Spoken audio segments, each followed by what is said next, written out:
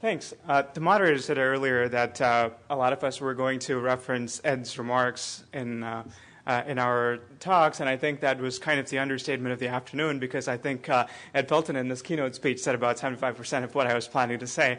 But that's okay, because what I'll do instead is go into a little bit more detail on my little piece of the puzzle, which is third-party online tracking, which Ashkan has already given you a little bit of intro about.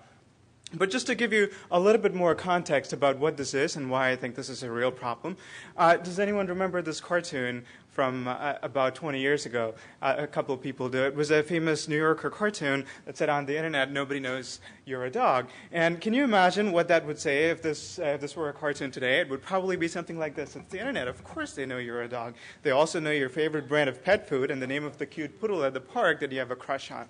Right? So this is sort of the reality that we live in today. There's an enormous amount of data mining and profiling that's going on with every single click that you make. And in particular, this is third-party data collection and profiling, by which I mean that it's not necessarily happening just by the site that you think you're visiting, but by little bugs and beacons hidden on those pages that come from a variety of other companies and entities. And here's an interesting number on that. This is actually by a study co-authored by Ashkan. On the average top 50 website, there are 64 independent tracking mechanisms embedded on their web pages. Right? That's kind of a shocking statistic. And how did that come about? A big part of it is indeed behavioral advertising, which we've heard a lot about. But this next slide might make things a little bit clearer, and by clearer I mean more confusing. This is a famous slide by Luma Partners. It's a diagram of the display advertising technology landscape. And most of us can't even understand what some of the categories on the slide are, and each of these categories has dozens of different companies operating in it, and there's a very complex ecosystem of data collection and sharing and data mining going on, and this has sort of seen a massive explosion in the last 5 years or so, and that's kind of how we've ended up in this situation. Having said that, I'm actually going to claim that behavioral advertising is just the tip of the iceberg. In fact, if I were a mastermind trying to ensure somehow that everybody gets tracked and profiled, and I wanted to create a big diversion to get everybody to focus on something else, that would have been behavioral advertising. And somehow this has actually happened, and most of the privacy advocates today focus on behavioral advertising as the big tracking threat. But the full extent and the dangers of online tracking, I think, go far beyond that. And again, as Ed said, behavioral advertising is one of the most benign uses that we can think of, and has a lot of benefits for consumers. So what is underneath that iceberg? We don't know yet, because this ecosystem changes so fast, and I think just as behavioral advertising has exploded in the last 5 years, in the next 5 to 10 years, we're going to see some other sectors explode in terms of how ubiquitous they are. And if I had to make a guess, I would say that price discrimination is probably one of those things.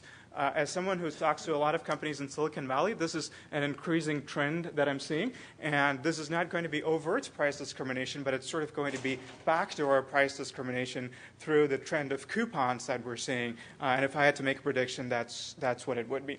And in fact, I have a somewhat libertarian view on this. I think price discrimination has a lot of benefits.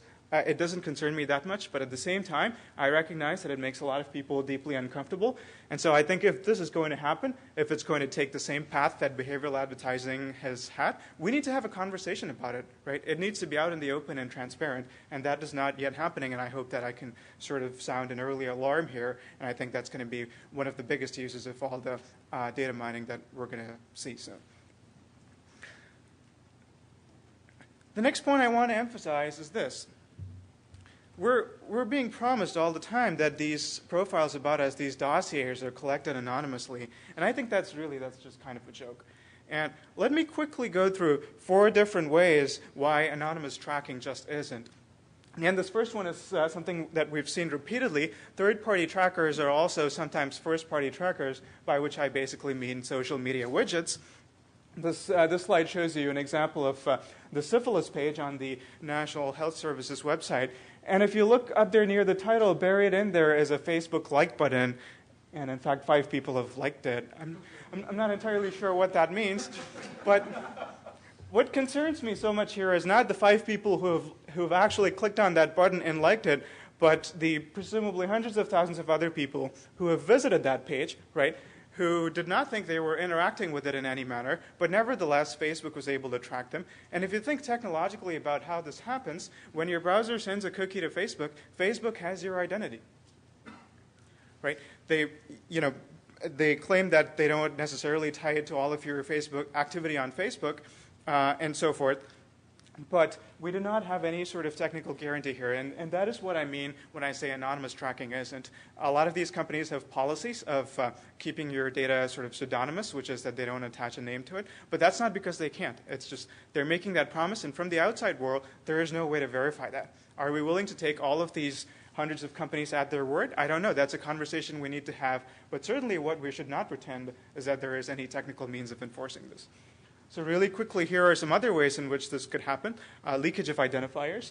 This is, Ashkan spoke about something similar to this. This example is, in fact, from a paper by Krishnamurthy and Willis, I believe, and my colleague Jonathan Mayer at Stanford has also done some wonderful work on this in analyzing on a web-wide scale how there are these unintended leaks of your identity from one site to another. This is a technical example that I'd be happy to go into detail later if anybody is interested. But very briefly, what is going on here is that you go to a sports.com website and you identify yourself by giving them your name and email address. And unfortunately, due to a sort of a bug in the engineering, that email address is also being sent along with your cookie to DoubleClick and other trackers that are embedded on the page, who also now end up getting your identity. There are other ways. A third party could simply buy your identity. And this is, in fact, I think, the most common category that's happening today. This is what happens when you go to a site like a free iPod survey. I hope most of you are smart enough not to fall for one of those. But if you do, what happens is that one of the main ways in which they monetize is because they're able to tie your identity with a cookie that they collect, and then they become an identity provider to other third parties embedded on the internet. So anytime you visit a site, there is a very complex transaction with each third party contacting other third parties and asking, hey, do you know who this guy is who just landed on me? Do you have a cookie on this guy? That's how we got into that weird explosion of trackers embedded on web pages. And you saw the number earlier of 64 trackers per web page. Right? So this is the sort of process by which that's happening. And the fourth category, and is the one that I spent most of my PhD research on really, is how data can be de-anonymized purely because we're all individuals and we have individual patterns. The set of sites that you visit is going to be different from the exact set of sites that anybody else visits. And frankly speaking, for most of the computer scientists in the data privacy and data anonymization community, I think it's a little bit of an insult to our intelligence to be told repeatedly by companies that these enormous dossiers that are collected can be anonymized in a way that cannot be re-identified later. So I think it's only a matter of taking them at their word. There is no technological defense to enforce data anonymization. All right, Ed briefly mentioned the market for lemons. Let me go into a little bit of detail into the mechanics of this. You all know what the market for lemons originally meant, right? It referred to the used car market. And so let's see how that works in the used car market, and let's see how it's a very, very analogous situation in online tracking. Buyers or users can't tell apart good and bad products because you don't necessarily know the condition of a used car, what are the hidden problems with it. And because of that, what happens is that sellers or service providers lose the incentive to provide quality. And what that means is that there is a selection effect. If you have a really good car, right, it has no hidden problems, you'll be less incentivized to put it on the used car market.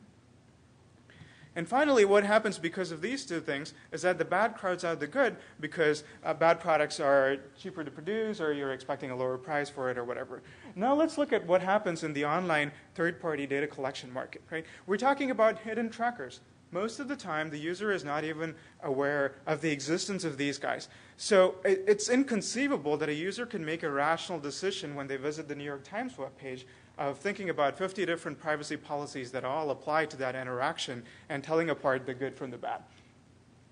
And because of that, I think third parties, at least the ones that don't also have a first-party presence, they suffer no reputational harm, really, if their policies are really bad, because these are companies you haven't even heard about. And again, you have the process of the bad crowding out the good and a race to the bottom. So that's basically what I think are several key points why the online tracking problem is worse than we really think it is. Let me use the rest of my time to give you a very brief overview of Do Not Track. Technically, it's DNT:1. It's that simple. What I mean by that is that it's not a list. Unlike the Do Not Call registry, there is no complex infrastructure that a government agency needs to set up or something like that. It's simply this signal, this beacon that your web browser sends out as long as you've configured it by clicking a checkbox, and that's sent to both first-party and third-party sites.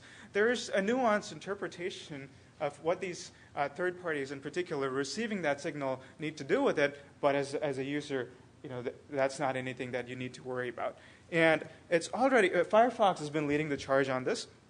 And good on them. They've taken a leadership position. Internet Explorer and Safari have followed.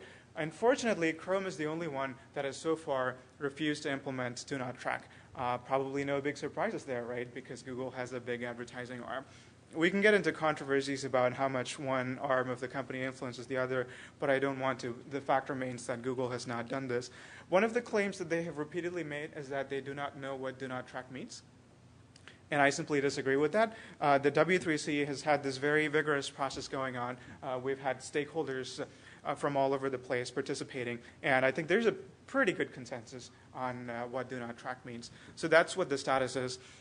The high-level thing I would say is that you might think that Do Not Track is a solution. You might think it's completely ineffective. You can't enforce it and so on. Whatever it is, I hope that you care about it and you have an opinion about it. Because it's real, it's here, it's in the hands of tens of millions of consumers, right? And I think it is the best shot that we have of really changing the game here with respect to third-party online tracking. It's about choice. It's about transparency. It's about letting users opt out. It's not about killing the online advertising ecosystem or damaging anybody's business models. In fact, I think Do Not Track is probably the solution that interferes the least with the existing setup of business models. And the reason for that is another great study done by my Stanford colleague Jonathan Mayer, who analyzed technical tools to block trackers and showed that inevitably the ones that are effective also end up blocking advertising altogether. Right? So if you think Do Not Track is terrible because it forces people to make little changes to behavioral advertising, well, remember that the option really is to block advertising altogether, and which world do we want to live in? If this happens purely through the consensus of the W3C process, that's great, that's terrific, I'm all for it. But so far, while a few companies in the tracking ecosystem have committed to honor it, overall, we haven't seen much adoption, and that's why I personally think that it's fairly unlikely that regulation is going to give a big, much-needed push, and that's my view on that. But of course, there's room for multiple views there. Finally, let me point you to donottrack.us. This is a website that Jonathan Mayer and I run. I just want to say that we're only the stewards of this, and we do have a few original analyses, but a lot of the content comes from so many different people working on Do Not Track, academics, advocates, people at Mozilla, and so on, including many of the people in this room. So please check it out. There's a really simple, understandable description of what it is and why you should care about it, and so on. Thank you for your time.